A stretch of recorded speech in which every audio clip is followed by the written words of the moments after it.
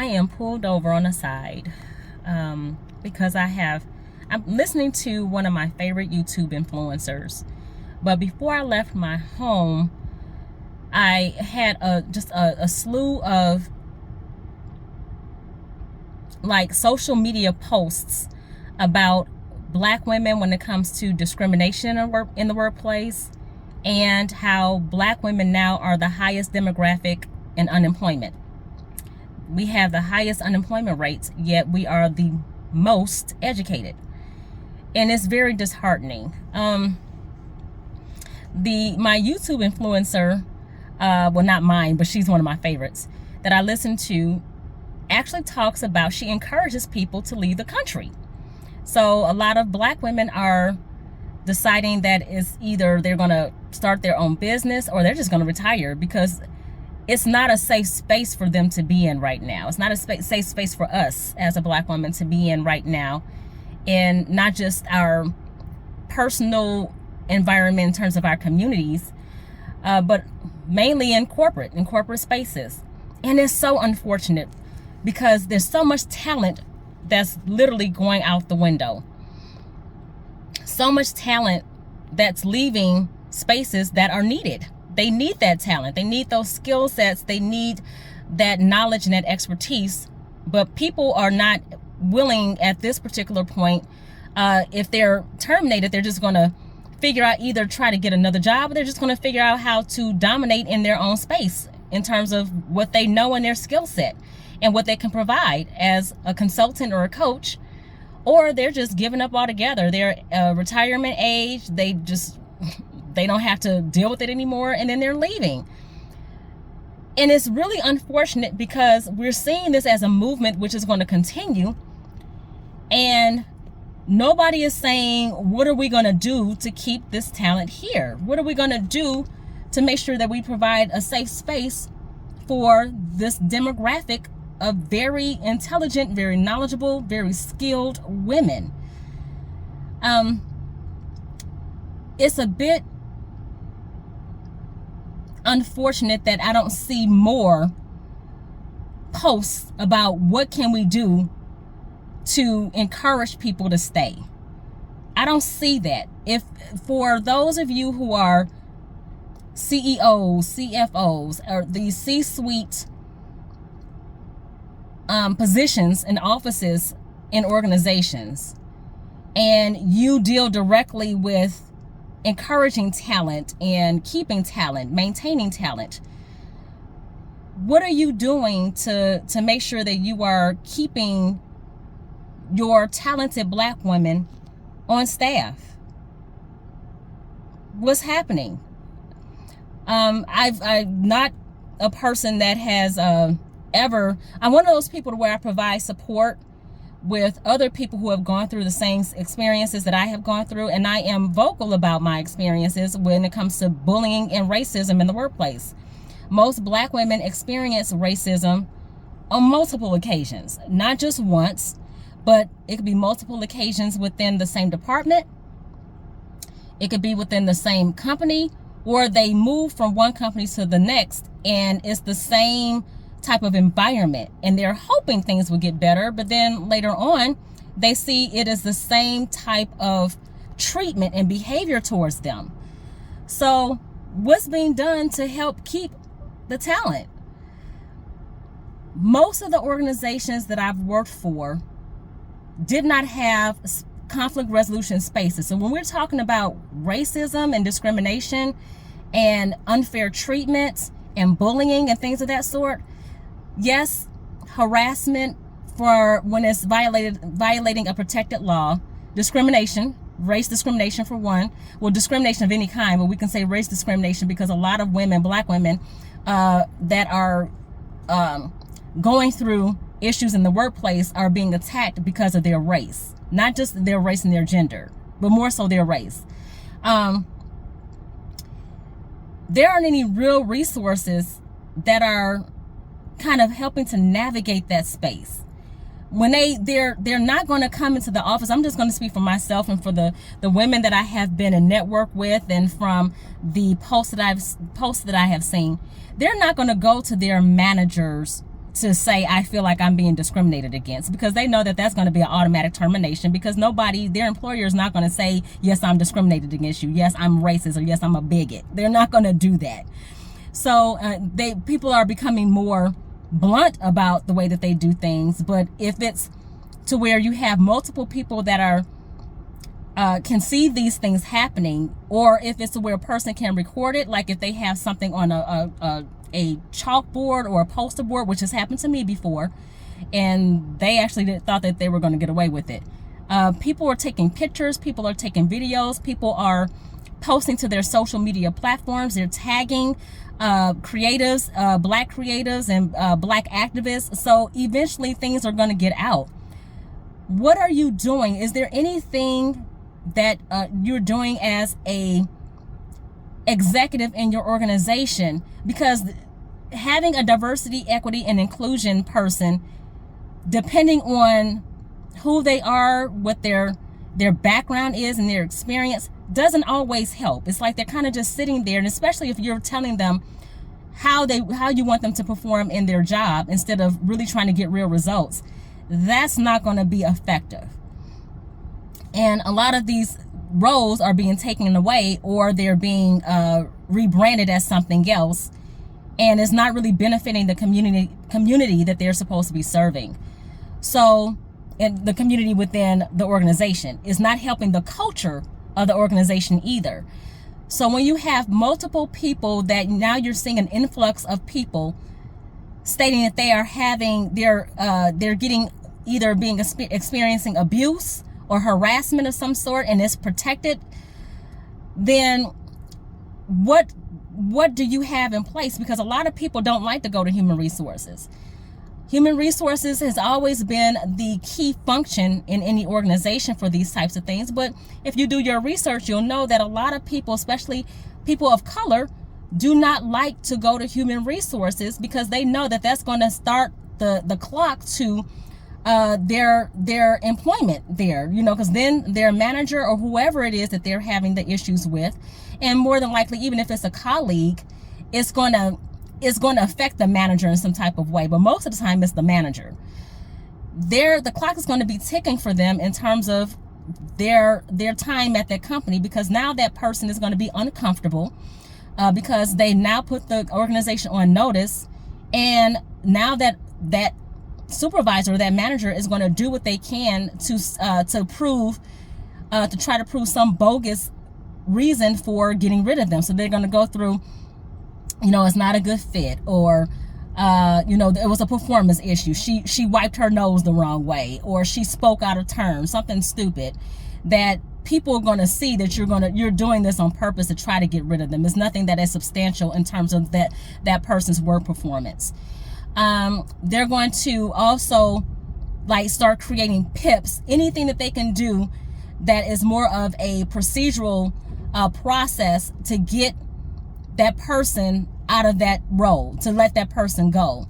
If this person has sufficient enough evidence to prove that there was discrimination in the workplace, and if they've spoken to an employment law attorney, particularly one of color, because to be honest with you, I have spoken to several of them.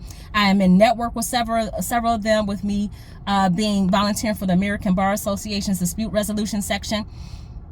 And some of them attorneys, they know it from the law, but they might not know certain things that transpire, or understand that certain things that transpire would be considered microaggressions or racism. So what if an employee or a person, or let's just say, for instance, me as a black woman, speaking from experience, has gone through this or is going through this, there are no options, there are no resources for her to turn to.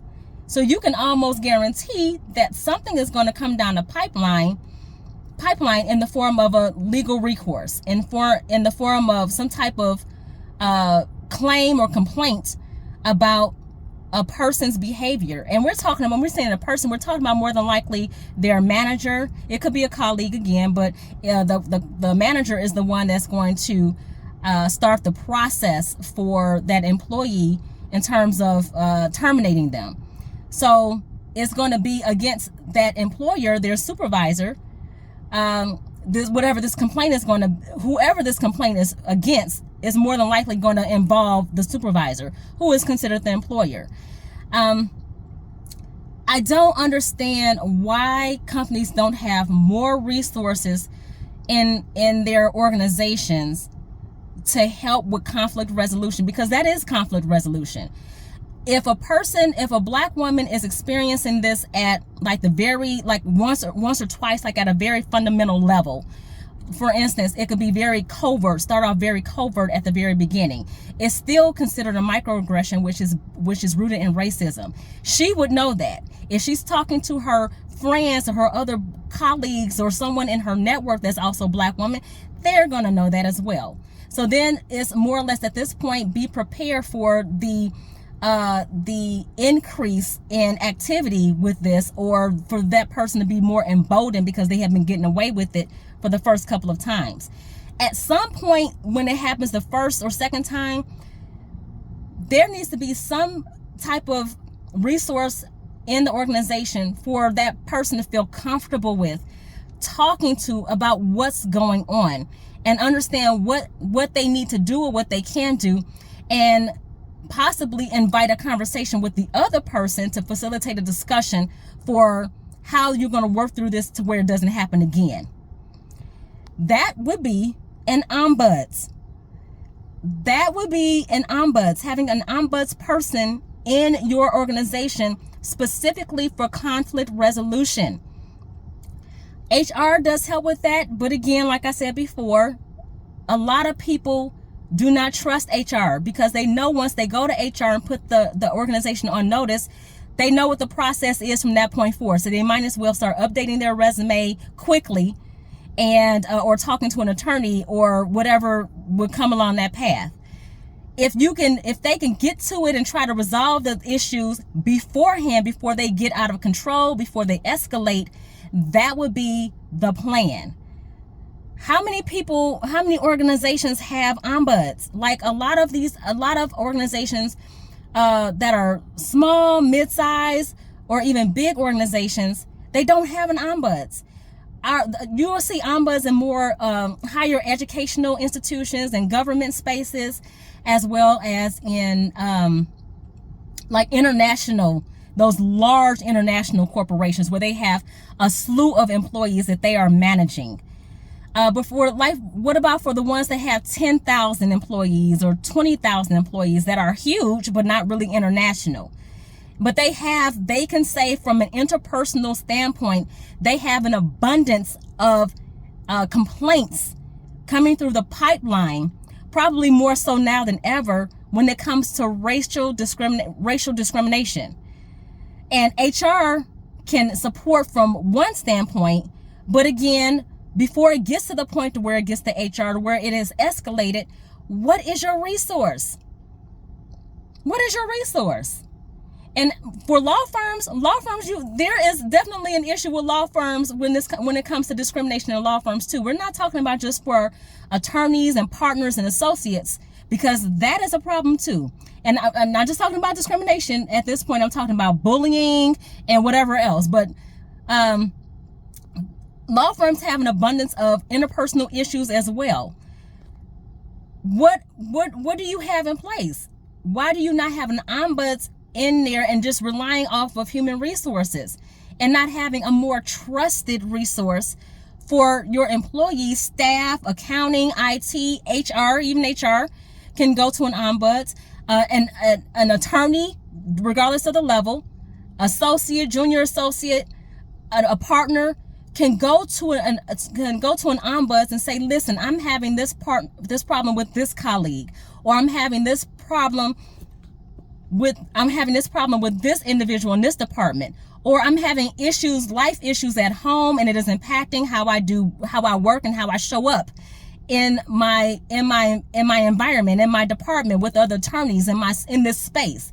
It is affecting how well I am as an attorney, or how well I work as a manager, or how well I work in my IT function, or how well I work in accounting or finance. or whatever space that you are in your career. So I just encourage people to really think about this a little bit better. It's getting dark out here. To think about it a little bit better, because once a person, going back to discrimination, once a person believes they have been discriminated against, and if this is a pattern, this is going to impact your organization. I guarantee it. In some type of shape, form, or fashion. It might have a small impact as far as maybe someone saying, if they find out any information about it and they are connected to this person or indirectly connected to this person, and they could say, no, I don't think I want to work there. Yeah, because I've heard about them. Yeah, no, no, I want to work there. Or it could be a bigger impact where people are going to the media to talk about what they're going through at this organization. Why even allow it to get to that point? Why allow it to get to that level?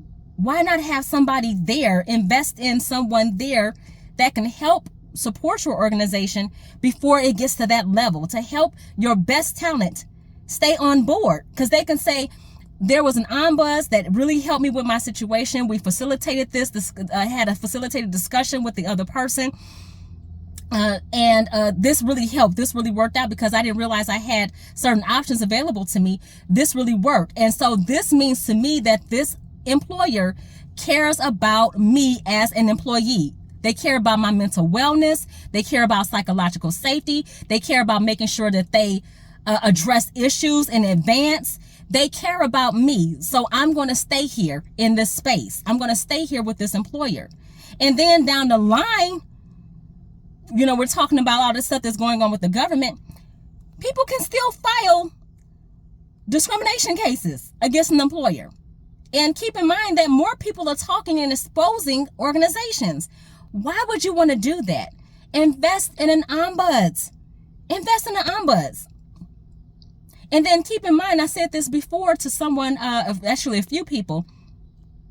If you have a person that is very well versed in a conflict resolution space, and you have a diverse workforce, having a couple, maybe one ombuds or two ombuds on staff is important, especially if you have a huge organization, and making sure that there's a person there that represents a good demographic of your workforce is important, because they're not going to feel comfortable with coming to an ombuds if they don't feel that they are represented. If they don't see somebody that represents them in a space of trust, they're not going to do it. So then we're going to go back to everything that I just said.